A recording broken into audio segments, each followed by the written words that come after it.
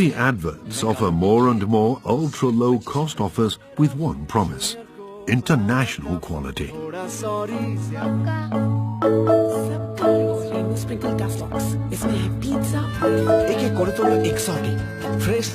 When you take the freshest, highest quality ingredients, mix them with 100% real chicken, and add our secret herbs and spices to it, what you get is just good food.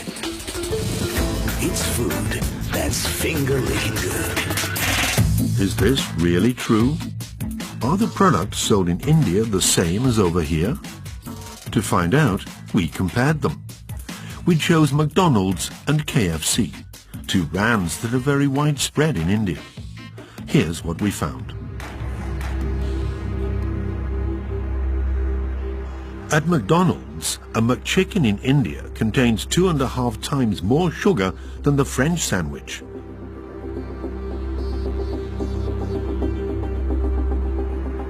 The fillet of fish contains twice as much saturated fat. Same goes for the McNuggets. As for the Indian fries, they are off the chart, nearly 6 times more saturated fat. The results are no better at KFC. The fries in India contain 10 times as much salt.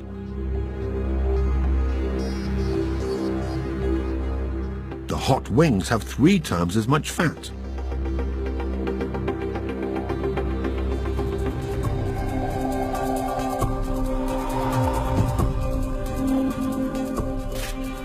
In France, such levels would be unthinkable because of nutritional commitments made by these multinationals. We wanted to show these results to a pioneer in the fight against junk food. He runs the Centre for Science and Environment, a very respected NGO in India.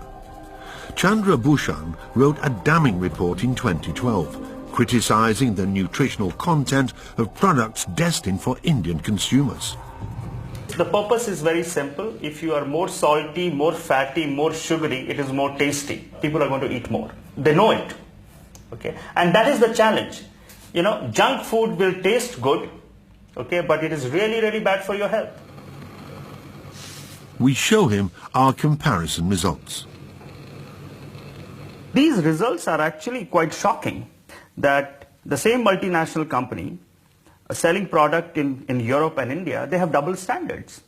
For them, you know, having such a high amount of fat, sugar and salt is not a problem in India, whereas they will have to meet very strict regulations in France. So this is shocking, to say the least. This is a very, very shocking result. We brought the sandwich with the most calories in McDonald's in India, the spicy paneer wrap, a vegetarian cheese sandwich. Its nutritional composition can be found on the brand's website. It has 51 grams of fat, 25 grams of saturated fat, and 5 grams of salt. If you eat this one wrap, then you shouldn't be eating anything in the day, even a bread. If you show it to a mother who is not aware about these issues, the mother will buy this for her child. This is the worst kind of corporate responsibility you can think about, where they give an image of healthy food, but the food is not healthy.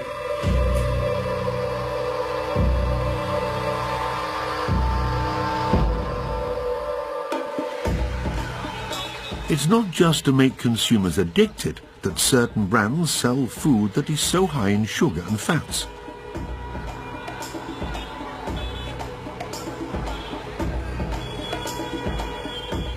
That's what this former consultant at Dominoz Pizza, the most developed fast food brand in India, explains to us. This former chef prefers to stay anonymous. This also I made. Hi, can we get one garlic bread? He wants to show us products that illustrate the deceptive marketing of the brand. Garlic bread, do you put butter in it? Oil. Okay. It's for 20 rupees, which is like nice and cheap. Yeah. So it's basically bread with the filling, and that's the sauce, you know, that's the sauce and there's so much oil.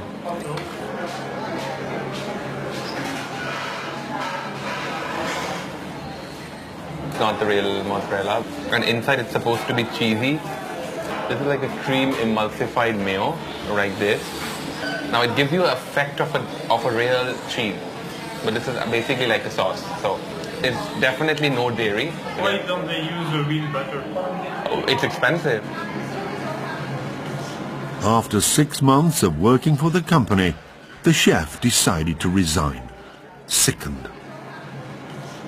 Everything is superb to make money, and as long as money is getting made, so there is no right or wrong. They had a lot of problems with me because I used to give food as food, not as chemical construction of something, but all my ideas in all rejected because they were extremely expensive, because I can't make a pizza for 30 rupees. I mean, I can't, which has to value people at the end of it.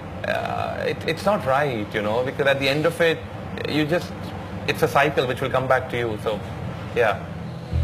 In India, Dominoz doesn't provide any nutritional information. It's legal in India, but would be illegal in France. We had these products analyzed in a laboratory, starting with a pizza filled with fake cheese. It contains 52 grams of fat, the equivalent of 5 soup spoons of oil, and effectively not a single gram of cheese. As for the 30-cent garlic bread, it contains 11.6% saturated fats, a nutritional nightmare.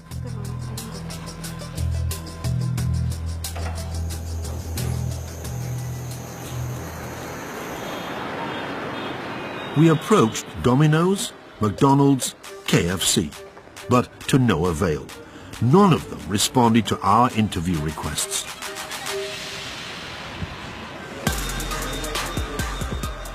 So we went to an event that was open to the press, the General Assembly of the Association of Indian Restaurants in a trendy bar in New Delhi. All of the heads of the major brands were there, having a drink, including the Director General of Domino's Pizza in India.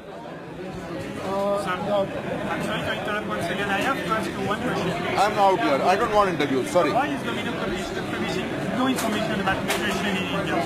No, I have no answer. You know, because Domino's is publishing Not information interested. in Not the US, interested. but not in India. Okay. You don't want to answer.